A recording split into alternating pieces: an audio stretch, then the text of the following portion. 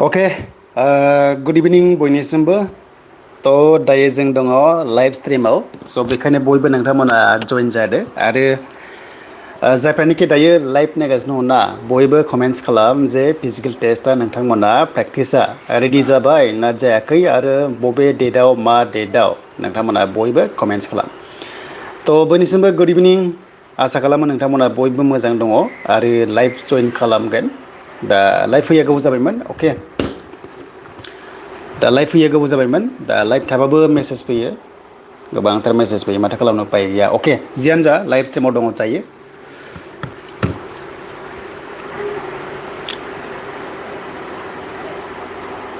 अके 21 जन दङ लाइभआव दायो आदसा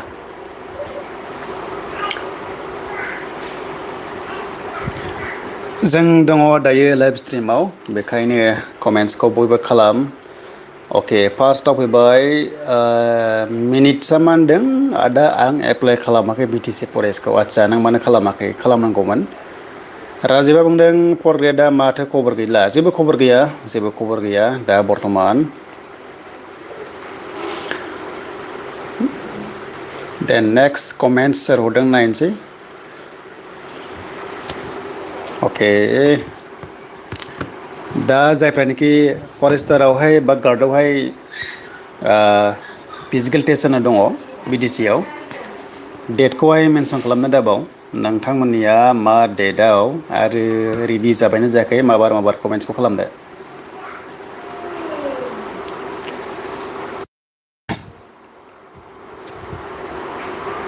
थुलुंगा टेटुगोना बिटिसि फरेस्टआव खारनो मोनगोन ना मोना बिटिसिआव बारा प्रब्लेम गैया टेटुफोरा एसेबां स्ट्रिक्ट खालामनाय नङा गाइडलाइन्सबो लिरनाय गैया गाइडलाइन्सआवहाय लिरनाय दंबा आलदा खोथामोन ना बारा टेनसन लानाङा जास्ट प्रेक्टिस खालाम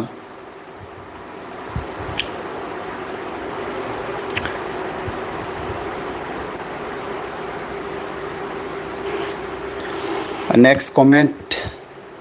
सोमखोरा बुंदों 24 लास्टआवसो आदसा डेट मिन्स नोंना गार्डआव नङा होमबा गार्डआव आरो ना 24 जुलाइआ लास्ट नालाय गार्डआव नोंनिया दे नेक्स्ट बाक्सानिफ्राय बोरै थांगोन एसे आइडिया बाक्सा चिरां उदालगुरिया एडभान्स थांबानो जाबाय एडभान्स थांनानै रेस्ट लाय आरो हायोबा सानसे सिगांबाव आरोबाव लाहैनो हागोन माने रुम सोम लानांगोन नालाय एक्सुवेलि सानसे सिगां थांबानो जायो जेबो नङा बाट रुमखौहाय नोंसोरो क'क्राझारावबो लानो हागोन टाउनावहाय बेनिफ्राय टम टट' लानानैबो थांनो हायो 5-6 किल'मिटार जागोन लकेसनसिम आरो गामियावबो एभेलेबेल रुम्स मोनगोन टेनसन गैया बेबायदि रिलिज जायोबा रुम भारा दोनग्रा थायो नालाय नाथायबा जमा थायोब्ला बारा मोजां उन्दुनो मोननाय नङा दावराव-दावसि बारा जायो नालाय दा बेखायनो जुदि मोजां सान्थि उन्दुनोबा क'क्राझार टाउनाव नोंसोरो थाबानो जाबाय माने बेफोरबायदि फिजिकेल टेस्ट होयोब्लाना एसे मानसिनो मोजाङै उन्दुनाय नांगौ रेस्ट नांगौ माने मोजाङै निन नांगौ आरो नङाबा जाया मेगन मोदै जायोबा अखानायै मेडिकेल टेस्ट 6/9 डिस्टेन्स बिजनावहाय प्रब्लेम जानो नागिरो बेखायनो हायोब्ला रुमावनो था बेनिफ्राय आरामसे 7टा-8टासोआव थांबाबो मोनहैगोन 9टायावसो नालाय रिपर्टिं टाइमा 6टानिफ्राय 9टासिम दङ स' 6टा-7टायावबो टमखौ मोनखागोन रिक्साखौ सोर 20आव दङ गाइस मोनना बुंनो कमेन्ट आसाम फरेस्टआ सेप्तेम्बर अक्ट'बरावसो जागोन दे सेप्तेम्बर अक्ट'बर आसाम फरेस्टआ उदांसा गुड इभिनिं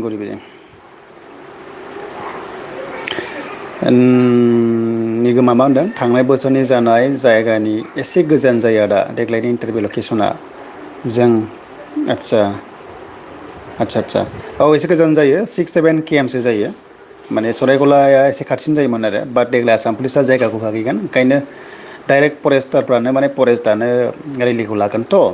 स' बेखायनो बे हाइ स्कुलनि ग्राउन्डआव फिल्डआव लाबाय आरो बेनिफ्राय ओरै दिरबिलथिं थांनो हागौ खिन्थु आंनि जेनोखि रड मेपखौहाय आं एनालाइस खालामनायाव बियो आपस डाउन जानाय नङागोन माने कन्टिनिउ सिदा वान वे जानो हागौ आरो ना जेनोखि दिरबिल दिप्लाय लामायाथ' फिसाथार नालाय दा थांलाय फैलाय उसुबिदा जागोन बेखायनो बियो डाइरेक्ट ग्राउन्डनिफ्राय कन्टिनिउ सिदा दिप्लाय थांनाय दिरबिल थांनाय बेजों सिदा कन्टिनिउ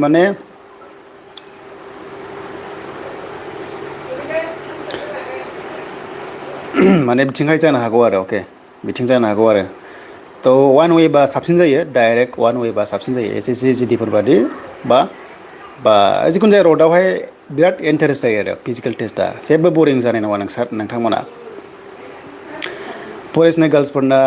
थांलाय फैलाय थाबायनांगौ नामा गासैबो थांलाय फैलायमोन जुदि देग्लाय चेन्ज जानो हागौ डाइरेक्ट 16 km थाबायनांगौ जानो हागौ हयथ' डाइरेक्ट सिदाबो जानो हागौ आरो इउटार्न लानाय बेबादि जानाय नङागोन देग्लाय लामाया फिसाथ' बियो थांनाय बा सरायखलाया एसे लामाया साबसिनमोन कमेन्ट फैबावदों फुंसान मिडियाफ्रा जाम्बा गोजा 4th ग्रेडनि फाइनाल रिजाल्टखौ माला हागोन ना होला सानबाय सानफ्रामबो आदसा बिथांमोना सोङाखैना सोंबानो जाबाय किजानि जायनोखि मिडिया पार्सनाव खामानि मावग्रा किजानि बिथाङा नलेज गैया जानांगौ माने 4th ग्रेडनिखौ आरो माने मिन्थियाखै जानांगौ आइ हप नेक्स्टआव मिडियाफ्रा भिडिअ नुयोबा सोंबानो जाबाय ग्रेड 4 फाइनाल लिस्टआ माब्ला मोनगोन होननानै खालि सेक्रेटारि फरेस्टखौल' सोंबाय थायो BTC बे मोननाया ट्रेन्डिं जागासिनो दङ दासान्दि ओमफ्राय टेटखौबो सोंदों खिन्थु 3rd ग्रेड 4th ग्रेडखौ सोंनायखौ दासिमबो नुनो मोनाखै बेखौ सोंनांगौ जायफ्रा मिडियायाव खामानि मावो खोन्थाहरबानो जाबाय मिडियानि कन्टेक्ट दङबा 4th ग्रेड 3rd ग्रेडखौ सोंनो होबानो जाबाय फैलाव ब्रह्म खारबाबो बेखारल' जागोनदां आदा माथो दिंथिखिनो दावराव आं बेखौ मोनथिला दे बेखौहाय आं बारा मोनथिला आं पात्ता लाला थांनाय बाराव बिदि खोनादों देग्लायबो खोनायो नाइनाव सोर दङ आदसा नाइनाव सोर दं होनना बुंदों एन्ड नेक्स्ट कमेन्टआव फैदों SSC जिडिनि कार्डआव बेसेबां एसे बुं ब्रादार जिखुनु जाया 60+ दंबानो चान्स दं दे 60+ दंबानो चान्स दं SSC जिडियाव पस्टआ देग्लाय खम बाट समजों लोगोसे इनक्रिज जानायनि चान्स दङ कमेन्टखौ आं नायगासिनो दङ नोंथांमोननो एन्ड खननै खारनांगौ नामा खननै खारनाङाबाबो नोंहा जुदि गांनै एडमिट दङबा गांसेयावनो जागोन एडभान्स थांनांगोन खिन्थु एडभान्स थांनांगोन बेकडेट खारनाङा नोंना साप'ज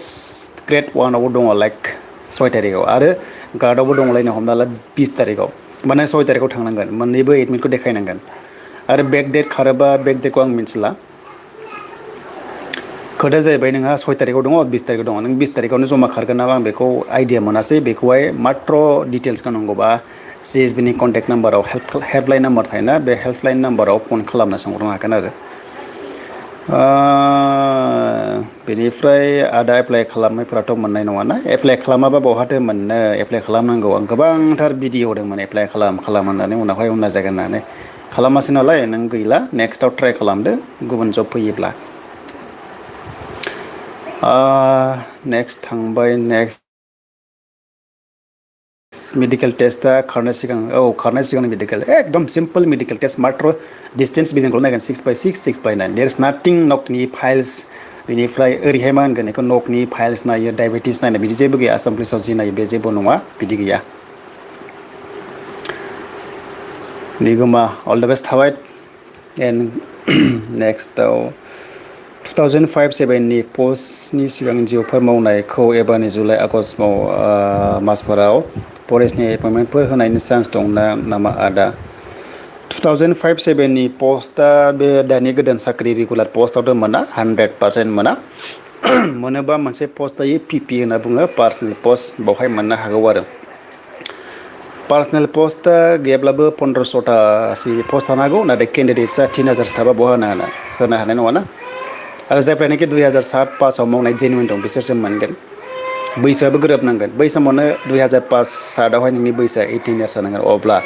दाहालागै नोंनि बैसोआ 37-38 जाहैनांगोन आरो PP पस्टआ पार्मानेन्ट पस्ट नङा मोनसे कन्ट्रेक्सुवेल बायदि आरो खिन्थु मावबाय थानो मोनगोन नों 60 इयार्ससिम मोननो हागौगोन आसामावबो दं बे पस्टआ PP पस्टआ पार्सनेल पस्ट होनना बुङो नाथाय बेवहाय खुनु माने फेसिलिटिस जेनोखि फरेस्ट गार्डआ मोनो बिदि मोननाय नङा आरो सेलारिया बिदिनो 20,000+ मोननो हागौ BTC गभर्नमेन्टआ लिगेल চাকৰি দিবনে নাই মই নাজানো এইটো ঠিক আছে মই নাজানো सब लिगेल হয় আজিকালি सब लिगेल হয় गार्डनि आलादा ग्रेड 1नि आलादा खननै खारनांगोन नामा आं खोन्थाखाबायना बेखौ नोंथां फंबाय मोजाङै खोनासंबानो जाबाय नोंहा मोननैबो एप्लाइ खालामदोंबा मोननैबो सानसेयावनो जागोन खारनो हागोन फार्स्ट डेटआव थांबानो जाबाय बबे डेटआ फार्स्ट बाव थांबानो जाबाय दे बुजिबायना खोथाखौ आंना मोननैयावबो दंमोन आदा ओमफ्राय आं खनसेल' थाबायगोन नों खनसेल' थाबायनांगोन आं खोन्थाखाबायना बारे बारे बुंबाय थानो बाबाय आं दे जुदि डाबल एडमिट दङबा मोननैबो लां सानसेयावनो इन्टारभिउ जागोन। देग्लाय गरिबफ्रा साख्रि मोननो हागोन ना हाया दा माथो बेखौ आं मिथिला दै एक्सेलेन्ट थांबा मोनगोन दा बांद्राय नेगेटिभ लानाङा खोनानाया अनेक खोनायो हो अनेक खोनायो थांनाय बारावबो खोनादोंमोन थांनाय बारावबो साख्रि मोनदों नङा होमबा। दानि जुगा गोदोनि जुग बादि नंला एसेबां जानला मोनला जानो हाया अनलाइन जुग जाबाय मिडिया जुग जाबाय ना ससियेल मिडिया जुग जाबाय बारा इसिबां फाख्रा सिख्रा खालामनो हानाय नङा। आसाम पुलिसफ्राव आखाइ आथिं बायनोफोरा मेडिकेल आनफिट जागोन नामा फरेस्टआव जेबो गिनांगौ गैया फंबाय जेबो गिनांगौ गैया बिनानावमोन फंबायमोन BTC फरेस्टआव बिन्दास फै थाबाय। आदाखौ लोगो हमनांगोनलै आं लोगो हमबानो जाबाय आंनिया दं 11 थारिखआव ग्रेड 1आवहाय थांनाय बाराव फरेस्ट गार्डआवहाय क्वालिफाइड जादोंमोन बाट लास्ट स्टेजावहाय थाङासै आङो फरेस्ट गार्डखौ मावला नांला मोननैबो न'आव थांखानानै कनफिडेन्सआ थांनाय बाराव फरेस्ट गार्डआवहाय मोनखानाय न'आव सानखादों पास खालामबाबो ओंखायनो थाङासै आं लास्ट स्टेजावहाय भाइभा टेस्टआवहाय खिन्थु एबार ग्रेड 1खौ नाजानोसै मा जायो थांनाय बाराव ग्रेड 1आव डिसक्वालिफाइड जादों। थांनाय बारनि सरकाराव फरेस्टआ ग्रेड 1आव डिसक्वालिफाइड जानानै रागा जोबाखै आंहा एबार बे सरकारावहाय खारफिननोसै मा जायो। साना मा होनदों माखासे मानसिफ्रा गोसो गाज्रि खालामनो थाखाय फैसा होखानाय मानाय होनो बाट रावबो सियर बुंनो हाया रावबो मेगनजों नुवाखै नङा होमबा स' बेबादि अनेक हाबि जाबि रायलायो बाट बेखौ इगनर खालाम आं बुंदों जे फिजिकेल टेस्टखौ हो एग्जामखौ हो उनना उन जागोन खाफालखौ रावबो नुहुरा मा दं मा गैया दानो दं दानो गैया थ' बेखायनो इन्टारभिउखौ हो एटेन्ड खालाम एक्सपिरियेन्स ला अके जबा पारमानेन्ट नामा जबा रेगुलारफ्रा बे जबा फरेस्टार ग्रेड 1आ जाहैबाय SI रेंकजों समान SI साब इन्सपेक्टर आसाम पुलिस बा साब इन्सपेक्टर जागौमोन दा फरेस्टार ग्रेड 1 बिसिना नाम दोनदों आरो खिन्थु APSC level gazetted officer grade 1 नङा बियो पावारा जास्ट नामासो ग्रेड 1 फरेस्टार माने इनडाइरेक्टलि साब इन्सपेक्टर आरो अके स्टार मोननै गानोना आरो गार्डफ्राबो मोनसे मोनसे आलायनानै लालाबायनाय नुथारदों आङो आलायबाबो बे गार्डआनो गार्डखा आरो अके माने गार्डआ गार्डआनोसै स्टार आलायबाबो बे गार्ड आरो खिन्थु हाथरखि थरनै गोनां जाहैबाय एसे अफिसार लेभेलनि रेंक जाबाय अके अफिसार लेभेलनि rank. Who have applied for both posts PST 1 time or 2 time এটাই হ'ব ঠিক আছে এটাই হ'ব talk in Assamese or Hindi ঠিক আছে কাৰোবাৰ যদি দুটা পোষ্ট এপ্লাই কৰিছিলা ঠিক আছে এখন এডমিট লৈ যাব সৰি এখন নহয় দুখন এডমিট লৈ যাব ঠিক আছে ফাৰ্ষ্ট ডেটত যাবা সাপোজ তোমাৰ যদি SI হয় ঠিক আছে SI যদি এপ্লাইও আছে তাৰপিছতে পোষ্ট এই গাৰ্ডো আছে ন কনষ্টেবল আছে কনষ্টেবল হোৱাৰ 15 জুলাই সাপোজ অ'কে তাৰপিছত লাইভ থাকোঁতে কল আহি আছে আৰু কি কয় গ্ৰেড 1 তোমাৰ সাপোজ 7 তাৰিখত তুমি 7 তাৰিখত যাবা দুখন এডমিট লৈ যোৱা ঠিক আছে দুখন চ' কৰিবা তাৰপিছত এটা PSTতে হৈ যাব बि ब्रह्म आंना 10आव दं आदा आदसा 10आव आङो 9 तारिख मोना मोनहैगोन 9 तारिखआव रेस्ट लागोन 10 तारिखआव रेस्ट लागोन 11 तारिखआव थाबायगोन 15 16 17 18 लागै आं क'क्राझाराव थागोन थ' नोंथांमोननि फिजिकेल टेस्टखौ नायगोन आसाम फरेस्टफ्रावबो जेबो जानाय नङा खोमा ना आखाइ आथिं आसाम पुलिसनियासो लायो दै आसाम पुलिसना लायो आसाम फरेस्टनिखौ एसे स्ट्रं खालामा अके आसाम पुलिसा SLPRBआ लागोन आसाम फरेस्टखौहाय आरो गासैबोखौनो लागोन आरो आसाम पुलिसनि आन्दाराव मा एप्लाइ जादों लागोन কাৰোবা যদি দুটা পোষ্ট এপ্লাই কৰিছিলা ঠিক আছে বট পোষ্ট এপ্লাই কৰিছিলা তাৰপিছত দুখন এডমিট আহিছে ফাৰ্ষ্ট দিনত যাবা গ্ৰেড 1 দিনা যাবা তাৰপিছত দুখন এডমিট চ' কৰা তাৰপিছত এটা PSTT হৈ যাব ঠিক আছে দেন पारमानेन्ट नङा आंनि बिदाया मोनदों नोंबा माखौ रायज्लायखो फंबाय खिन्थु PP post is not permanent job okay this is just personal post होनना बुङो माने डिपार्टमेन्टनि आन्दाराव मोनसे पार्सनेल पोस्ट थायो आंनि सर्सआव मोननाय बादिबा 1500थासो भेकेन्सि थानांगौ पार्सनेल पोस्टआव बाट बेहाय अनेकथा मानसि हाबि जाबि हाबफैनायखौ एसे थाल लाबानो जाबाय आं बारा नाम लाला खिन्थु केन्डिडेट्सआ 1500 जननि बारा जानो हागौ नाथाय क्राइटेरियाया 2007 आव मावजेननाय जानांगौ बेखौ बारा बुंनो गोनांथि गैला आं बारा आइडिया मोनासै अके बेखौ होमबा स्किप खालामबाय खिन्थु पिपि पस्टआ पार्सनेल पस्ट नङा फेसिलिटिसखौ खम मोनगोन माने फरेस्ट गार्ड बादि मोननाय नङा आरो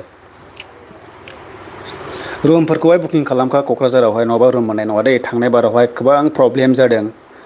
जेराव आं थादोंमोन बेहाय आंहा माने कन्टेक्टआ मोजां दंखायो माने सिनायजोबखायो नालाय आंहा पार्सनेल रुम थायो खिन्थु अके बुंबानो मोनो खिन्थु नों आं गोदान गोदान केन्डिडेट्सफोरा माने रुमखौहाय मोननाय नङा थाब बुकिं खालाम कन्टेक्ट नाम्बार ला लोगोफोर दंबा बुकिं खालामना फैसा एडभान्स होना दोन होमबा रुमखौ मोनगोन नङाबा बिराद प्रब्लेम जायो स्पेसियेलि जायनोखि हिन्जावफोर दङबा केन्डिडेट्सफोराहाय एसे मोजां रुमाव थानांगौ जायो नालाय सेफ्टिनि थाखाय ओंखायनो थाब थाब रुमा बुकिं खालामना ला सेंग्राफ्राथ' एडजास्ट खालामनो हायो खिन्थु हिन्जावफोरा एसे प्रब्लेम जानो नागिरो अके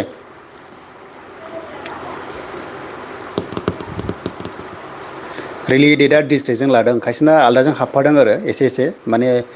3000 मेनेजमेन्ट खालामनायाव एसे हाबफादों आरो खायसेना खिन्थु बांसिन डिस्ट्रिक्ट वाइज 90% डिस्ट्रिक्ट वाइज जादों आरो अके डिस्ट्रिक्ट वाइजआनो जादों हमना ला उदालगुरिया 11 थारिखआव मेक्सिमाम दङ साप'ज आंनि उदालगुरिबा उदालगुरिया 11 थारिखआ बांसिन दङ खिन्थु साफा सानैया 10 थारिखआव तामुलपुरजों हाबफादों आरो फरेस्टनि ड्राइभारनि जेबो खबर गैया दे ड्राइभारफ्रा अनेकटा कन्ट्रेक्सुवेल माने सिगांनिफ्रायनो बिराद ड्राइभार फरेस्टआवहाय मावखानाय दङ फुराना बिथांमोनाबो रेगुलार जायाखै बिसिनि थाखाय पस्टआ मा आं बेखौ मिथिला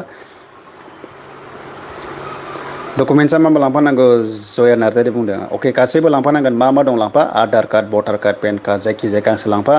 नोंनि फरायनायखौ लांफाजोब A to Z बेनिफ्राय कास्ट सार्टिफिकेट लांफाथारनांगोन एमप्लयमेन्ट एक्सचेन्जखौबो लांफा बार्थ सार्टिफिकेट लांफाबानो जाबाय ग्रेड 4 रिजल्ट মই নাজানো ঠিক আছে লিডাৰে নাজানে মই কেনেকৈ গম পাম লিডাৰে আজিলৈকে কথা কোৱা নাই মই ক'লে নহ'ব না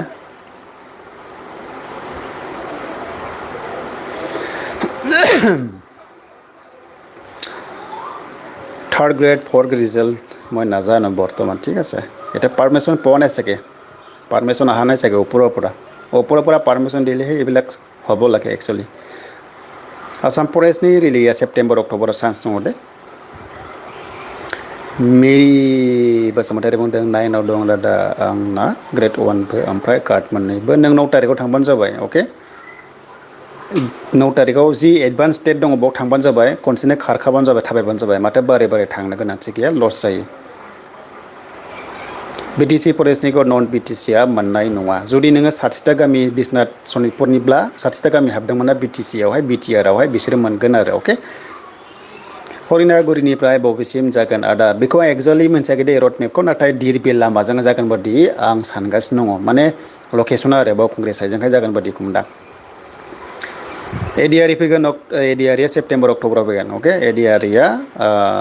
सेप्टेम्बर बा हयथ' आगष्टनि लास्टथिं फैगोन आरो माने स्पेशेल टास्क फर्सआ रिपर्टखौ बानायगासिनो दङ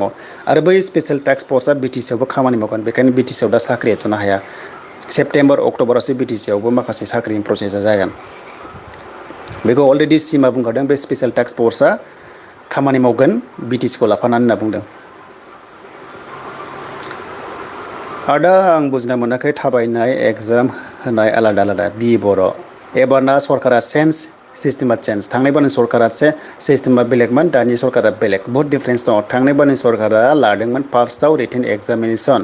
बेनिफ्राय काट अफ लानानै डाइरेक्ट फिजिकेल टेस्ट होनानै बाहायबा लादोंमोन खिन्थु एबारनि सरकारा चेन्ज जाबाय नालाय एबारनि सरकारा थाबायनायखौसो फार्स्ट खालामदों दे फिजिकेल टेस्टखौ बिनि उनावसो एग्जामखौ लागोन बिनि उनावसो बाहायबाखौ लागोन आरो BTC গ্ৰেড 4 ৰিজাল্ট কেতিয়া দিব এইবিলাক কুৱেশ্যন চেম আহি আছে BTC third grade fourth grade বৰ্তমান নাইকিয়া হৈছে অ'কে কিন্তু কেনচেল হোৱা নাই सन्जय ब्रह्म सेलारिया बेसे मोनो सेलारिया बिराद खम जायो फरेस्टना आसाम पुलिसनिफ्राय खमसिन जायो अके आसाम पुलिसनिफ्राय खमसिन जायो फरेस्टनि सेलारिया आरो जायफ्रानोखि हाग्रायाव थानो मोजां मोनो एडभेन्सार खालामनो मोजां मोनो बिथांमोननि थाखाय फरेस्टनि जबा मोजां आरो जायफ्रा न'आव थाबाय थाग्रा बाहेरायाव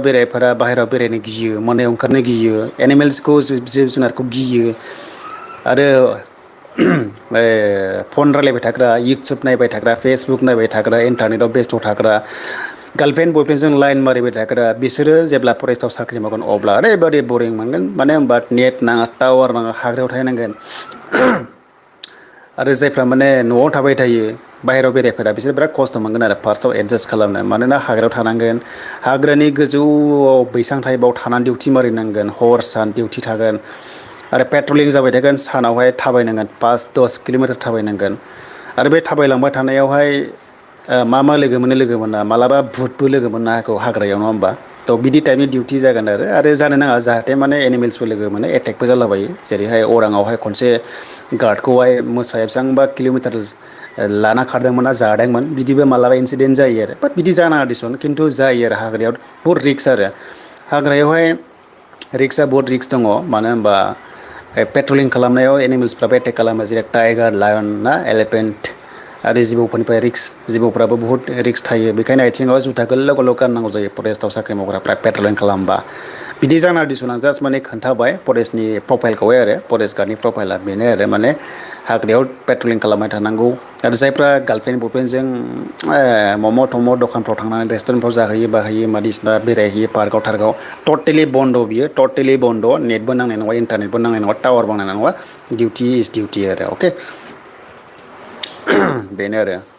बिनि जब प्रफाइला लाभ फ्रम उदालगुरि टंला आदसा थिग আছে क'क्राझार टाउननिफ्राय फुङाव गारि भारा मोनगोन एभेलेबल मोनगोन रिक्सावालाफ्रा एडभान्स मोनथिखाजोब्बाय ना फरेस्टनि दं होननानै थ' बिथांमोना लांगोन आरो थांनायनि बायदिसो जागोन नामा इथिनाय मोनाबो मोनाखैसै आदसा थांनाय बाराव मोनाखै ना रिलिखौ ग्रुप वाइसआव होआ रिलिखौ कन्टिनिउ होगोन अके नों फार्स्टआव थाबाबो लास्टआव थाबाबो जेबो टेनसन गैया नोङो लास्टआव थायो ना फार्स्टआव थायो जेबो टेनसन आं बेखौ मोजां क्लियार खोन्थानो दायो हो आं बेखौ मोजाङै क्लियार खोन्थानो जोंबो जेब्ला पुलिस खारदोंमोन ना पुलिस खारदोंमोन 2017 बेट्सआव अके जों जेबो आइडिया गैयामोन 2017 बेट्सआव आं क्वालिफाइड जादोंमोन आसाम पुलिसाव अके माने ओरैमोन आरो सेस्टआवहाय GPS लागायोमोन ना सिगांनाथ' लागायामोन दे जों जेब्ला उन्दै उन्दैयाव 2010-11आव इन्टारभिउ होनायखौ नायोमोन अके माने बे समाव जों 10 पास जाबाबो माने इन्टारभिउआव इन्टारेस्ट गैयामोन आरो खिन्थु सिगांना डाइरेक्ट माने स्टप वाट्स लानानैसो डाइरेक्ट खारहैयोमोन आरो माने अके गोदोनि आसाम पुलिसफोरा स्टप वाट्स लानानैसो फिथा होथेलायनानै खारहैयोमोन आरो बै समावहाय आरो ओमफ्राय टाइम बारबाथाय फिथाखौ होथेनानै हाबहरलामोन आरो अके इण्डियान आर्मि बादि आरो खिन्थु दानिया मा जागोन 2017निफ्राय जों नुदों जेब्ला जों ABUPआव पास खालामदों बै समावहाय GPS लागायो आरो GPS लागायो सेस्टआव आरो अके बै GPSआ जेब्ला दान्दायावहाय मोनसे दान्दा लागायगोन आरो कानेक्ट खालामग्रा बेयाव हाबबासो नोंनि GPSआ काउन्ट जागोन आरो स्टप वाट्सआ माने जेब्ला दान्दायाव सौदावगोन नोंनि GPSआ होमबासो माने कानेक्ट जागोन बेखायनो नों लास्ट थाबाबो फार्स्ट थाबाबो जेबो प्रब्लेम गैया आरो लास्ट थाबाबो नोंनि टाइमिंआ नोंनिजों खारगोन बै सिगांनि केन्डिडेटजों खारफाया आरो अके खोथाया जाहैबाय जेब्ला GPSआ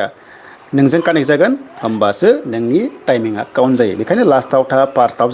था जेबो मेटार नङा अके जेबो टेनसन लानाङा डिमटिभेट जायो ना खायसे लास्टआव मोनबाय आं होननानै बे नङा अके बेखौ आं क्लियार खालामबाय दे आरो रिलिखौ ग्रुप हिसाबै होगोन नामा अके बे नङा आं बेखौनो खोन्थाबाय ग्रुप वाइस माने मोनसे ग्रुपआवनो थाजोबगोन 3000आबो आरो डाबल खारनाङा फंबाय आं खोन्थाखाबाय बेखौ नायफिनदो दा एडमिट कार्डआ नायजायाखैनो एडमिट कार्ड नायजायाखैबा आं बेखौ माथो खालामनो हाबावनो नायदों आंथ' खोन्थाजोबखाबाय मा खालामनांगौ खालामनाङा भटार कार्डआ सफैयाखैबा जेबो नङा नोङो पेन कार्ड लांदो आधार कार्ड लांदो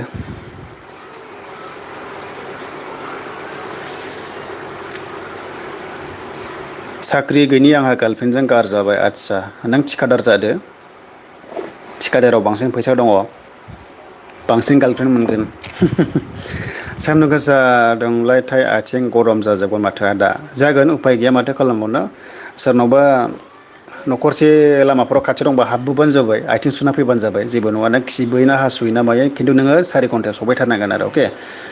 सोरबा मेथाइ जाबोयोबो सोरबा थांखु सादाबो जाबोनाय नुदों आं थांनाय बारावहाय थांखु जाग्राफ्रा थांखु नाना जाबोलायो खायसे मेथाइ जाबोयो दै लोंबोयो जेबो नङा आरो मेन खोथाया जाहैबाय लामा जेरावबो माने दै फेसिलिटिया वाटार फेसिलिटिया थागोन अके माने बेवहाय जेराव CC केमेराबो थायोना लामा CC केमेराबो थागोन दै बाइकजों साइकेलजों खारनो हानाय नङा गोदोनि जुग नंला बेयो अके गोदोसो साइकेल बाइकजों खारदों होननाय खोनादोंमोन खिन्थु एबा साइकेल बाइकजों खारनो हानाय नङा जिखुनु जाया नोङो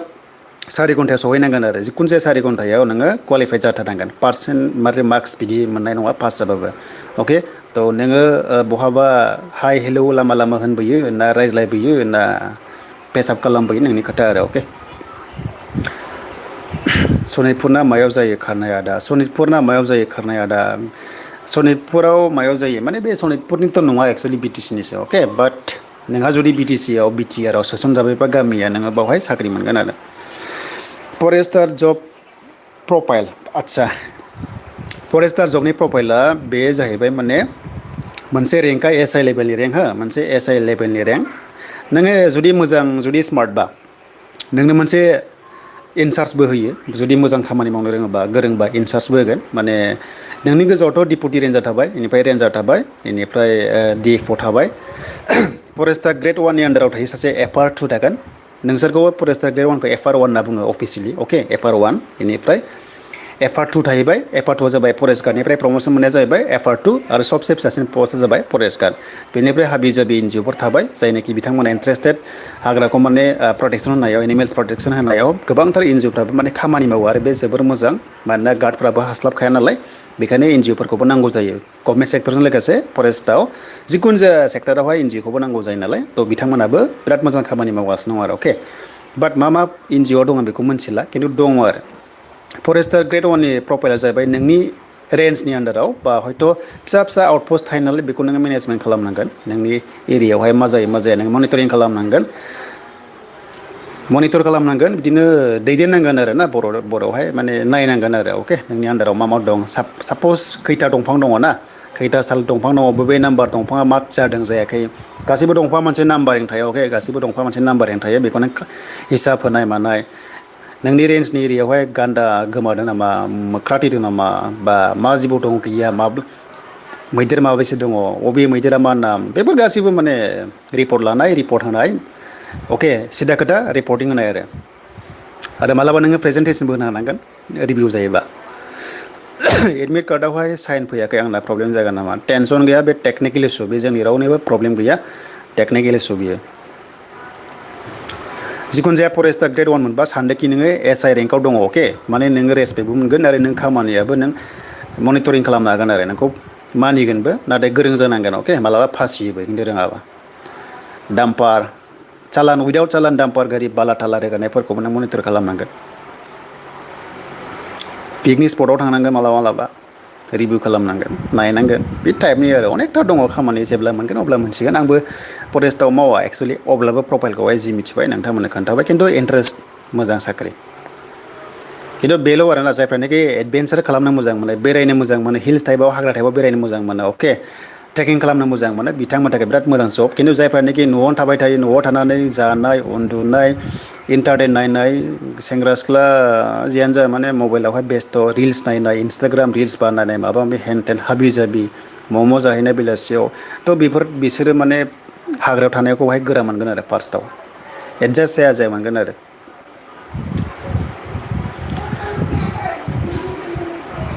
खारनायाव मा लांनांगौ आदा खारनायाव गासैबो लांजोब डकुमेन्ट्सनिफ्राय लानानै अके देग्लाय चक्रशिला हाजोजों दिप्लाय बिलनि हाबग्रा फिल्डसिम फैनांगौ आदा आदसा नंबार कुइसना बिथिं दा चक्रशिलाजों ना माने दिरबिल दिप्लायथिं आरो अके थिगानो लामाया खिन्थु फिसा गोजौ गाहाय जागोन बे एसे हाजोथ' बियो एसे खस्थ' मोनगोन दे आदैफ्रा हागोन आरो आसाम पुलिस बेसे काटआव लाबा एग्जाम होनो मोनगोन आसाम पुलिस कामान्ड' निउ भेकेन्सि फैया नामा आदा आसाम पुलिस इउबिआव नोङो 33 प्लास खालाम आरो एबिआव नोङो 54 हायोबा ला आरो कामान्ड' लेभेलावहाय नोङो हमना ला 80 थायोना 80नियाहाय प्राय 60सो लाबानो जाबाय हायोब्ला खारनायाव बबेनिफ्राय बबेसिम जागोन बेखौ कमेन्ट सेक्सनाव नायदो कमेन्टआव दंखायो हनै चक्रशिलाथिं जागोन वाइल्ड लाइफथिं जागोन आरो फरेस्टार साख्रि मोनबा बिथिंबो डिउटि गोलैहैगोन मा रेन्जआव गोलैयो आं बेखौ मिन्थिला बियो बे चक्रशिला साइडआ मा रेन्जआव गोलैयो आं बेखौ मिन्थिला बबे डिभिजनेल अफिसाव गोलैयो आं बेखौ मिन्थिला बुकिं गोजाखा मा आसालै रावबो नुवाखै खोथाया अनेकथा दङ नङा होमबा रावबोथ' नुवाखैना थांनाय बारावबो बिदिनो खोनादोंमोन ना खिन्थु खायसे साख्रि मोनलांबाय नङा होमबा थ' नेगेटिभखौ दोनथ'दो एसे प्रिपेयार खालामदो नेक्स्ट साख्रिनि थाखाय आदा डाबल खारनांगौ ना खारनाङा डाबल खारनाङाब्रा आं खोन्थाखाबायना एडमिटआ गांनैबा नोंसोरो भिडिअखौ नायाना खायसे बावनो आन्दायबाय थायो एथ' मोजां नोंथांमोनहाय भिडिअ होनानै फोरमायगासिनो दङ बुजायगासिनो दङ जाहाथे रावबो थालाङा बायदि माने खायसे माने भिडिअखौ नायजोबा नङा होमबा जेरै नोंबो नायाखै माने खोथाया जाहैबाय सासे मानसिया डाबल इन्टारभिउ होनो हाया एगजाम्पल जोंनि उदालगुरिया क'क्राझाराव डाबल थांनो हाया बेखायनो मा खालामखो सिएसबिया नाम्बार 2 पइन्टआव नाय नोंनि एडमिटआव 2 नाम्बार पइन्टआव दङ 2 नाम्बार सिरियालावहाय नोङो मोननै एप्लाइ खालामदोंबा मोननै एडमिटखौ मोननै एडमिट लांनानै एदिनखालिनो नों मोननैखौनो एक्सेप्ट जागोन कम्बाइन फिजिकेल टेस्ट जागोन ना नों बेयावबो सोलायबाय बावबो सोलायबाय कार्डआवबो सोलायबाय फेलबा मोननैयाव फेल पासबा मोननैयाव पास खिन्थु एगजामा नोंना बेलेग बेलेग दिनाव जागोन आरो गोजोन ब्रह्म बुंदों दिनैसो अनलाइन जानो मोनदों आदा आदसा अनलाइन वाट्स गाननो मोननाय मोना थांनाय बारावथ' गानदों दै थांनाय बाराव सोरबा सोरबा गानदों मबाइलबो लानाय नुदों खिन्थु एबार माने मबाइलखौ लानाय नङा आं खबर लादोंमोन मबाइलखौहाय लानो मोननाय नङा जुदि लानो मोनबाथ' मोजां माने लामा सामा फनपे खालामनाय मानायफ्रा गोबां हेल्पफुल जायो बायदिसिना बायना जाबोनायावहाय खिन्थु आखाइयावहाय फैसा लाखादे आखाइयाव फैसा लामा सामा दै लोंनांगौ बा हयथ' रेडबुल ना एनारजि ड्रिंक्स बायदिसिना इन' सोरबा सोरबा लोंबोयो सोरबा चक्लेट जाबोनो थाखाय एसे फैसा आखायाव लाबानो जाबाय फैसा अके फैसा खुस्रा लानाङा बिलाइखौ लाबानो जाबाय फैसा खुस्रायाहाय उसुबिदा जायो गिलिर जायो अजन जायो खेंखें खांख्रां बिदि गाबोथ' स' बेखायनो फैसा बिलाइखौ नांखागौ जायो मबाइल लानो मोनबा इन्ट्रेस्ट जायो बाट स्मार्ट वाट्सफ्रा गाननो मोनगोन ना मोना बेखौ आं मिथिला खिन्थु गानबाबो गानाबाबो ना आंनिबाथ' गानबाबो गानाबाबो जेबो प्रब्लेम गैया लानो मोननांगौ एक्सुवेलि ना स्मार्ट वाट्स लानो मोननांगौ स्मार्ट वाट्सआथ' नोंनि थाबायनायखौ हेल्प माने बोनानैथ' लाङा ना माने टाइमिंखौ एडजास्ट खालामनो हायो आरो बेल'सो बेयावथ' जेबो उसुबिदा गैया आंनि मथेबा होनांगौमोन एक्सुवेलि बेखौ जेब्ला 6 थारिख जायो होमबासो फुरा डिटेल्सखौ होनो हासिगोन आं दे आं सोंहरगोन जायनोखि फरेस्टआव मावो बिथांमोनाव सोंहरगोन आं र' अके लोगोफोर दङथ' मेरला आंनि मेगना गोहो गैया आरो आं ससमा गानो बर'आव राव सोलायनायाव पास जानो जेबो बुद्धि दं नामा बर'आव राव सोलायनायाव पास जानो आदसा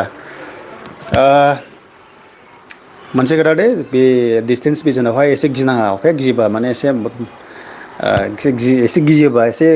माने एसे डाउन जासिनो आरो जेराव ओइदिनखालि इन्टारभिउ दंबा मोजां उन्दुबानो जाबाय 7 घन्टा 6 घन्टा उन्दुबानो जाबाय 6 घन्टाखौ मिनिमाम उन्दु आरो ना जुदि 3-4 घन्टाल' उन्दुबा नोङो माने मेगना ब्लार जाहैगोन अके एकदम 100% मेगना ब्लार जागोन नुनाय नङा सिनायनाय नङा ओइदिनखालि मबाइलखौ खोब खम नाय माने आङो सिगां आसाम पुलिसाव ओरैबायदि खस्थ' मोनदों माने मेगन मोदै जाना थांदोंमोन नाम्बारिंखौनो माने कालार भिजन उइदाउट कारेक्सनखौनो सिनाया जादोंमोन खिन्थु इसोरनि अननायावहाय पास खालामनो हादोंमोन आरो खिन्थु आं बादि दाजा माने जोंनाव बुहुत एक्सपिरियेन्स जाबाय मेगन मोदै खालामनाङा जेब्ला इन्टारभिउ जायो आरो जेब्ला मेडिकेल टेस्ट जायोना SSC जा आसाम पुलिसा SSC लेभेलावहाय जुदि मेडिकेल टेस्ट सेन्ट्रेल लेभेलाव मेडिकेल टेस्ट खालामनोबा हराव बेदर जानाङा अके मानोना ब्लाड प्रेसार जाहैनो चान्स थायो बुहुत रिक्स दङ मेडिकेल टेस्टआव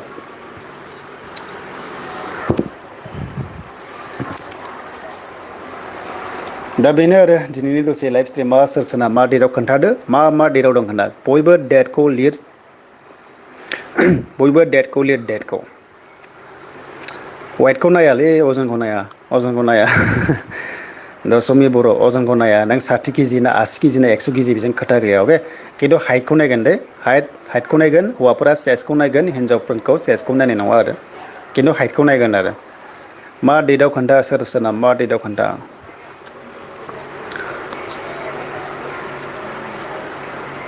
साना बुंदों 9आव क'क्राझारनि आदसा ध्रुब बर' 28 डेट बेनिफ्राय डिस्ट्रिक्टखौ लिर अके डेट आरो डिस्ट्रिक्ट लिरबानो जाबाय अके डेट एन्ड डिस्ट्रिक्ट लिरबानो जाबाय 6 जुलाइ दशमी बर' 6 जुलाइ आदसा 6 July date means grade 1 16 July date means card 11 July Udalguri आदसा उदांसा दैमारि आंनाबो 11 जुलाइआव लोगो मोनगोन ग्रेड 1 आवहाय ग्रेड 3 नि आपडेट गैया 2029 नि सिगां जानाय चान्स दङ सानसुमा आदसा 9 जुलाइ क'क्राझार दशमिया बाक्सा टेकनिकेल डकुमेन्टआ मा नांगौ डकुमेन्टसा गासैखौबो लांजोब मा दं लांजोब गासैखौबो लांजोब आधार कार्ड भटार कार्ड लांफाथारनांगोन खिन्थु अके बेनिफ्राय कास्ट सार्टिफिकेटआ लांफाबानो जाबाय 10 तारिख आदसा अदालगुरिया 10 तारिखआव हाबसनदों खायसे दानसोरां क'क्राझार 17 फैलाव ब्लक 18 क'क्राझार कार्डफोर आदसा 9 क'क्राझार आदसा ध्रुब बर' 20 जुलाइ क'क्राझार आदसा गार्ड फिनथाय गयारि ना मा जाखो 20 जुलाइ बिलिफां 16 जुलाइ चिरां आदसा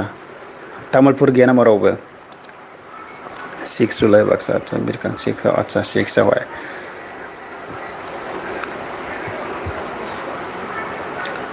आदसा मोजाङै मोजां होदो नङा होमबा एबारना थाब जागोनलै सेलारिया हा एबार थाब जागोन सेलारिफ्रा बिराद थाब साख्रि मोननो हागौ एबार सरकारा माने गोदान सरकारथ' आरो गोदान बेनो फार्स्ट एडभार्टाइज नालाय गोदान सरकारनि बेखायनो थाब बियो साख्रिखौ मोननो हागौ आरो थांनाय बारनि सरकारना दासिमबो सेलारि जायाखै अके दासिमबो सेलारि जायाखैना प्रसेसआव दङ होननाय खोनादों खिन्थु दासिमबो जायाखैना सिबाय फट' रिल्सखौनो होनो मोनथ्राखैगोन साफा सानै लोगोफोरा मोनदों फट' मोनसे होदों ना रिल्स होदों आं नुनो मोनाखै दासान्दि सेलारि जायाखै नालाय एसे गिनाय दङ बर्थमान दा बेखायनो माने आंनि लोगोफ्रा मोनदों ग्रेड वानावबो मोनदों कार्डआव मोनदों नाथाय दासिमबो स्टेटास आङो नुवाखै पार्सनेलि मेसेजबो नुवाखै फरेस्ट गार्ड ड्रेस गाननानै रिल्स होनाय नङाबाथ' सेलारिफ्रा रेगुलार जाबा दाहालागै रिल्सफ्रा पिआर केयाथ' धर्ना केयाफोर गोबां फैसिगौमोन नाथाय गैथ'वा दासिमबो लासै लासै जागोन आइ हप थाबैनो मोनथों सेलारिखौहाय दा आं माने खेनसेनो खारनो गोसो गैयाबा आलादा आलादासो खारनो बिदि जागोन ना जाया आं बेखौ मिथिला बेखौ रायलायदो CSP जों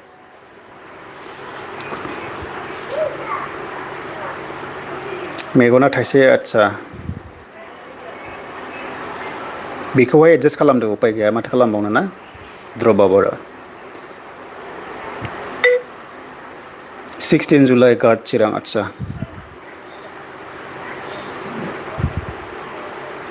इनभेस्टिगेसनखौ खालामबाय थादों होननाय खोनादों दासिमबो जोबाखै बोसोर लागोन खोमा इनभेस्टिगेसनाव आं बेखौ मिथिला डेटआबो टन्न भेरिफिकेसन जागासिनो दं दासिमबो जोबथ'वाखै बोसोरसेयानो जासिगोन दा आं बेखौ बुंनो थांला खिन्थु इन्टारभिउखौ होदो जायफ्रा खाफालाव दङ मोनगोन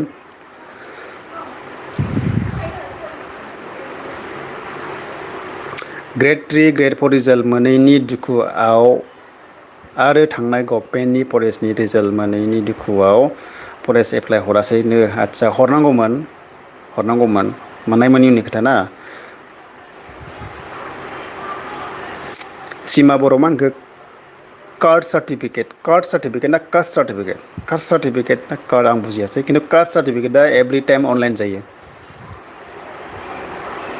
बयस एन्ड गार्ल्स जमा जायो नाथाय एसे एडभान्स जायो आरो हिन्जावफोरखौ फार्स्ट खारहोगोन थाबायहोगोन आरो ओमफ्राय हौवाफोरखौ हगारगोन आरो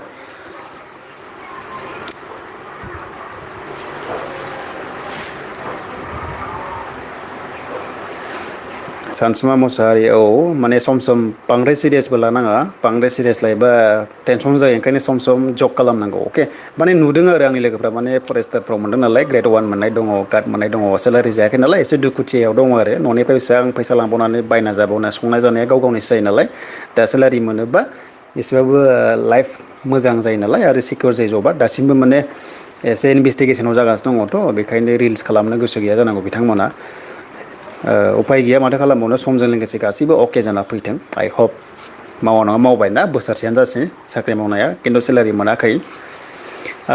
दा आंना 10 जुलाइआव उदालगुरि डिस्ट्रिक्ट आदसा 10 जुलाइ अल द बेस्ट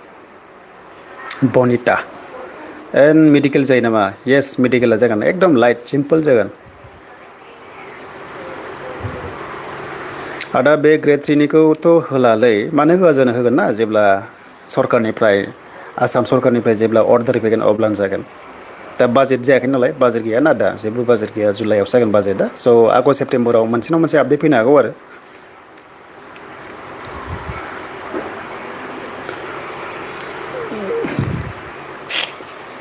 दानसोरां आदा 2025 हा मा जाखो बे कमेन्टआ बुजियासै बिलिफां आदसा दे बाबु दे आदा रिपर्टिं टाइम 6 to 9 AM होननाय दं बेनि गेजेरावसो सहैबानो जागोन दा औ 9टानि बारनाङा 9टानि उनाव बाथाय नोंखौ लानाय नङा ना चेक खालामनाय नङा आरो 9टानि सिगां सहैनांगोन आरो जिखुनु जाया अके आरो ओरैबायदि गथ'फोर दङ जेब्ला बेफोरबायदि डिफेन्स लेभेलाव फिजिकेल टेस्ट होनो थाङोन ना माने जों नुबाय आरो जों जेब्लाबो जों गोदो उन्दैयावबो होदोंमोन नालाय खिन्थु जों बिदि नङामोन दे माखासे ओरैबायदि माने जोंनि जार्निखौ खोन्थानोसै जों जेब्ला 2010-11आवहाय आर्मि खानो थाङोमोन ना ट्रेनावहाय टिकेटथ' दानखाया बेथ' नोंखाखौ दानखाया आरो ट्रेनावथ' सिटाव जिरायखायामोन दरजायावसो जिरायनानै ओरैनो है हा एदावलांबाय थायोमोन बे समावबो बिराद गाज्रि गोसोखांबा लाजिनाय मोनो ओमफ्राय आरो हराव जि न'खराव थागोन बे न'खराव ओरैबायदि डिस्टार्ब खालामो रावबो उन्दुआ मबाइल नायनाय गान दामनाय माबा माबि दावराव दावसि बिदि गथ'फोर बिराद थायो अके बिराद गरम थायो उन्दैफ्रा 10 पास 12 पास जागोन समावहाय ना 18-20 बोसोराव बिदि खालामबायना दे बिराद खस्थ' मोनो न'खरना उन्दुनायाव आरो माखासे केन्डिडेट्सआबो खस्थ' मोनफायो अके थ' बेखायनो मोजां रेस्ट ला मोजां इन्टारभिउ होबानो जाबाय एकदम थांनानै एकदम होगदाव होसि बिदि दा खालामै न'खरावहाय जेराव रुम थायो आरो ना मालायाबो खस्थ' मोनो नोंबो खस्थ' मोनगोन अके आरो आंनि खाथियाव सोरबा दावराव खालामबा खोमा खेबगोन आं बाबुमोन बिदि दा खालाम अके फरेस्टआव साख्रि मावबा नों दावराव खालामनो हायाथ' सिरिसो थानांगोन नङाबा नों मैदेरजों होसोजागोन ना टाइगारजों लायनजोंहाय जाजागोन माथो सिरि सिरि थाबायनांगौ नङाबा मोसाफोरा नोंखौ होसोगोन माथो ओंखायनो प्रेक्टिस खालामखा दानो सिरि थानाय आरो नायखुमानांगोन ना देनां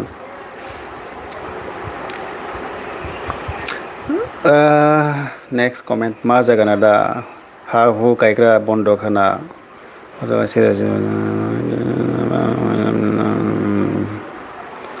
कमेन्टआथ' बुहुत दुखु दुखुनि कमेन्टस फैदों आंथ' फरायनो हाला नङा होमबा मा खालामबावनो मा जागोन दा हा हु गायग्रा बन्दक होना आदसा माथो खालामबावनो 2025 HS एग्जामाव पास सार्टिफिकेट मोनाखै खोन्थाहरलाय सोरबाफोर मोनदों नामा आदसा जुदि गभमेन्टआनो होआखैबा जेबो टेनसन गैया अके बाबु नोङो मा खालाम बै इलेक्ट्रनिक कपि थायोना ना डाउनलड खालामनाया बेखौ लाबानो जाबाय अके एडमिसन लानायाव डाउनलड खालामनाया बेखौ लाबानो जाबाय अके बेस्ट नोंनो आं सलिउसनखौ होबाय जुदि सरकारानो होआखैबा ना एसेकानो होआखैबा बेखौ टेनसन गैया बुंबानो जाबाय बेट्सखौ बुंबानो जाबाय जिबन पेरनानिया जुलाइआव जागोन जुलाइआव अके जुलाइआवहाय बाजेट जानानै आगस्टआव मोनगोन खोन्थाखाबायना सिएमआ आगस्टआव मोनगोन मेगनखौ नायगोन औ मेगनखौ नायगोन मेगनखौ नायो माने मेगनखौ नायगोनथ' बेखौ नायगोन नामाबो इउ इउ बक्सिं ना मा जाखिसो आं गोरा नाम लादों मोनसे दाउ दंबावो बे NGOआव मा दामानि फैसा हैगासिनो मानसिफ्रा बिसोरबो मोनगोन नामा नङा NGOआ जों खुनु बेवहाय जेबो लिंक गैया आं NGOनि खोथाखौ बारा बुंनो थाङा मिन्थियाखै खिन्थु NGO ना NGO बे एक्सट्रा NGO दंखायो खिन्थु बिसोरो फरेस्ट गार्डआव इन्टारभिउ होनो हागोन जुदि क्राइटेरिया मिलायबा नाथाय NGO मावनायफोरा बे फरेस्ट गार्डआव साख्रि मोनथारगोन बे नङा ना इन्टारभिउखौथ' होनांगोन ना जुदि इलिजिबोल जायोबा माना गैया बयबो माने एप्लाइखौथ' खालामदों इन्टारभिउखौ होनो मोनगोन टेनसन गैया नाथाय NGOफ्रा NGO दंखायो आरो ना बिसोरो हाग्रानि थाखाय प्रटेक्सननि थाखाय खामानि मावगासिनो दङ मोजां खामानि मावदों बेखौ नांगौ NGOफोरखौ नांगौ गभमेन्टआ हारसिं गासैबो खामानिखौ मावनो हाया बेखायनो NGO नांगौ प्रजेक्ट नांगौ ना होमबासो डेभेलप जागोन ना बे आरो अके आरो NGOफ्रा मोजां खामानि मावगासिनो दं आंनि नुनायावहाय हाग्रा प्रटेक्सन खालामनाय ना एनिमेल्स प्रटेक्सन खालामनाय सिखावफोरखौ हमनाय बेफोर खामानिखौ NGOफ्रा सरकारखौ हेल्प खालामदों मोजां खिन्थु सेलेरिया बेसेबां मोनो आं बेखौ मिन्थिया 10,000 प्लास मोननो हागौ बिथांमोना दा कास्ट सार्टिफिकेटआ अनलाइनसो मोनगोन नामा येस अनलाइनसो मोन दानिया खिन्थु नोङो ट्राइबेल संघनिफ्राय रेकमेन्डेसन लाबोग्रोनांगोन बेनिफ्रायसो सोरबा सेथुआव नोङो एप्लाइखौ खालामनांगोन आपलड खालामनांगोन आरो ग्रुप वाइज जागोन नाथाय हिन्जावफोरखौ सिगां होगोन दा नोङो खैथासिमफ्राय जागोन आं बेखौ मिन्थिलाबाबो फरेस्टारफोरनाव सोंहरदो जिखुनु जाया 12ता 1ता सानना ला ओंखामा जाखा 9तासिम चेक खालामगोन ना डकुमेन्टस बेनिफ्राय हाइट सुनाय बायदिसिनायावहाय 2-3 घन्टा लाबाय हमना ला 12तासोआव खारनो मोननांगौ 12तानिफ्राय हमना ला 3तासोआव जोबहैगोन आरो अके बेखिनियानोमोन दसे नोंथांमोनजों रायज्लायबाय बेनिफ्राय एडमिट कार्ड डाउनलड खालामबा नैबे डाउनलडआव थुदो आरो ना बाव थुनानै ओमफ्राय नैबेहाय दङ नैबे मबाइल नाम्बारखौ होदो जिमेलखौ होदो अके नोंनि मेलखौ होनानै चार्ज खालामबाथाय नोङो मोनगोन आरो अके बेखिनियानो स्कलारशिप बाजेट गैयालै बाबुमोन दा बाजेट गैया सरकाराव जेबो बाजेट गैया CMनि आपडेटखौबो नायनांगौ दे CMनि आपडेटखौ नायनांगौ कारेन्ट स्टेटासखौ मिन्थिनांगौ दा आसामाव जेबो फैसा सफैथ'वाखै फैसाया सेन्ट्रेलनिफ्रायसो सफैयोना ओमफ्राय सेन्ट्रेलनिफ्रायसो आसामाव आसामनिफ्रायसो BTCआव सफैयो BTCआव गोजानजों ओरै टार्निं लानानैसो जोंनि BTCआव फैयो बेखायनो 125 एमेन्डमेन्ट बिल होननाय खोनादोंना ससियेल मिडियाआव ट्रेन्डिं जागासिनो दङ बे पास जायोबा दिल्लीनिफ्राय डाइरेक्ट BTCआव फैसाया फैगोन जेरावबो थाबथाबोआ दिल्लीनिफ्राय थाइसे हरबा थाइसेया जोंनाव मोनफैगोन अके दा बिदि जायाखै नालाय बेखायनो आसामाव फैग्रोनानैसो आसामनिफ्राय जोंनो हरो BTCआव आरो ओंखायनो जोंनाव BTCआव माखासे खामानिया दासिमबो जायाखै माने फैसाया सफैथ'वाखै जोंनाव बाजेटआनो दा BTCआवबो गैया आसामावबो गैया नाथाय आसामना 6 जुलाइआव जागोन बेनिफ्राय BTCनोबो जुलाइनि गेजेरावनो मोनबोगोन आरो फैसाखौ होमबासो BTCआ आगष्ट सेप्तेम्बराव खामानि मावनो हागोन आरो जेरै सोरनिबा फैसा होगोन मागोन होनना बुंदोंना स्किमफोर बे सोरबा टिका जा मा जा गासैबो आगष्ट सेप्तेम्बरावसो प्रसेसा जागोन आरो बुजिबायना गासैबो बाजेट गैया दा आसामाव बाजेटआ स्कलारशिपआ मोनगोन आगष्ट सेप्तेम्बराव मोनगोन आरो ओंखाम जानानै खारजागोन ना खारजाया नों ओंखाम जानानै खारो ना नों चक्लेट जानानै खारो नोंनि खोथा जेबो बादा गैया खिन्थु नोंनि देहाखौ नों जोथोन लानांगोन उदै सागोन ना बांद्राय ओंखाम जाबाबो खिन्थु येस दै लों दै मोजां लों अके बेनो आं माखासे आननेसेसारि कमेन्ट्सखौ रिप्लाइखौ खालामला जायनिखि रिलेटेड बेखौल' रिप्लाइखौ खालामगोन दै आननेसेसारि कमेन्ट्सखौ आं रिप्लाइ खालामा दा बेखिनि बुजिबाय आइ हप गासिबो क्लियार जाबाय आरो बर'नि आं एथ' मोजां मोजां खोन्थाबाय आरो बेखौ बुजिबावबा मा होनो एसामिसाव बुंबावबाथ' खायसे खायसे बुजिनाय नङाना बर'आवनो खोन्थाबाय आं मोजाङैनो जा सोंदों दा बेखायनोथ' आं नोंथांमोननि बे चेनेलखौ लाबोदोंना नङाबाथ' मा गोनांथिमोन ना नङा होमबा स' थेंक्स बयनिसिमबो नोंथांमोना सापर्ट होगासिनो दङ आरो बेबायदिनो होबाय था नेक्स्ट लेभेलावबो अके ओमफ्राय जाहाथे आंबो नोंथांमोननोहाय आपडेटखौ होबाय थानो हायो आरो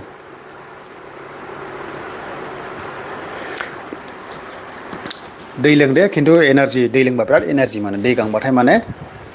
आरो मोनसे खोथा स्पेसियेल टिप्स दङ जेब्ला फिजिकेल टेस्ट थाङोना साननैसो सिगां जेबो थावनि बुस्थु जानाङा दे मस्ला थावनि बुस्थु जानाङा नङाबा बिराद पस्ट जागोन नोंसोरो उदै सायो मायो गेस जायोना बिराद लस जागोन ओंखायनो जेबो सान्दुंनि अइलि बुस्थुखौनो जानाङा लाइक फास्ट फुड आइटेम्सखौ जानाङा चावमिननो मम' बायदिसिना बुस्थुफोरखौ दाजा हाजार नोंनि गार्लफ्रेन्डआ बयफ्रेन्डआ नोंखौ मम' जानाय लेंहरबाबो नोङो दिनखालि एकदम जाथारनाङा साननै सिगां फुरा एभयड खालामबानो जाबाय आरो इगनर खालामथार स्किप खालामथार अके लाइक कफि ना ब्लेक कफि लोंजागोन खिन्थु मिल्कआ बेखौबो दालों मिल्कखौबो दालों ब्लेक कफि लोंजागोन हाजार बेरायहैबाबो माने दिनखालि गार्लफ्रेन्डजों बयफ्रेन्डजों रायजाबाबो माने जाहोनो हाया मा होनना रायबाबो नोङो बेखौ स्किप खालामथार आरो जाथारनाङा थावनि बुस्थुखौहाय नङाबा बिराद लस जागोन फिजिकेल टेस्टआव बिराद मेङो उदै सागोन अके आरो उदै साबाथाय खारनो हानाय नङा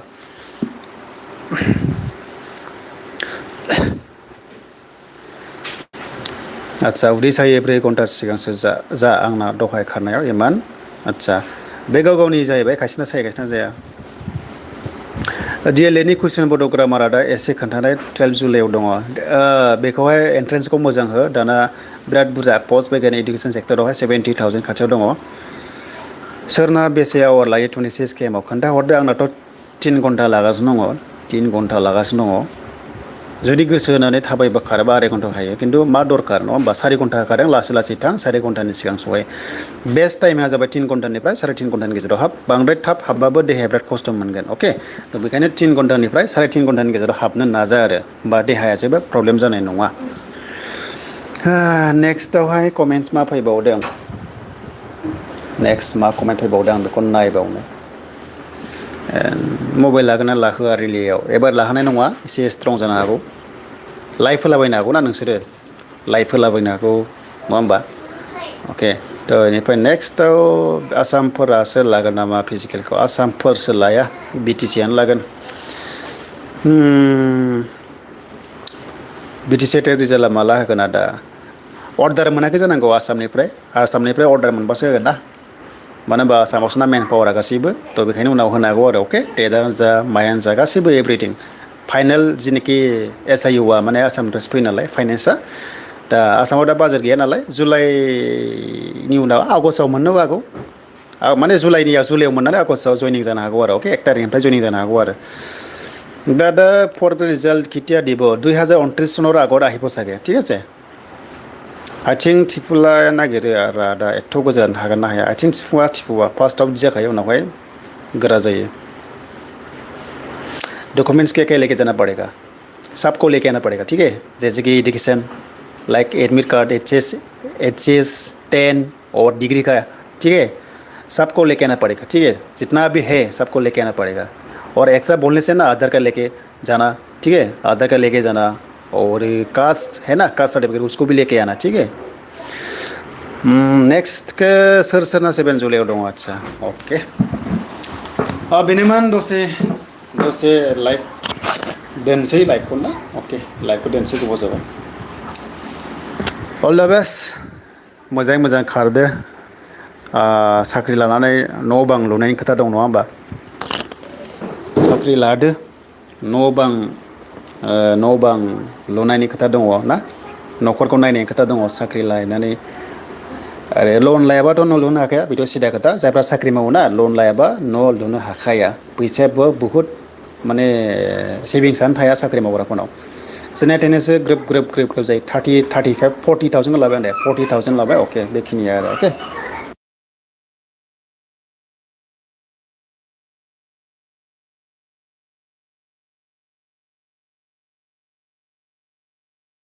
दे दोनसै लाइकखौहाय नेक्स्टआव लोगो मोनसिगोन अके नेक्स्टआव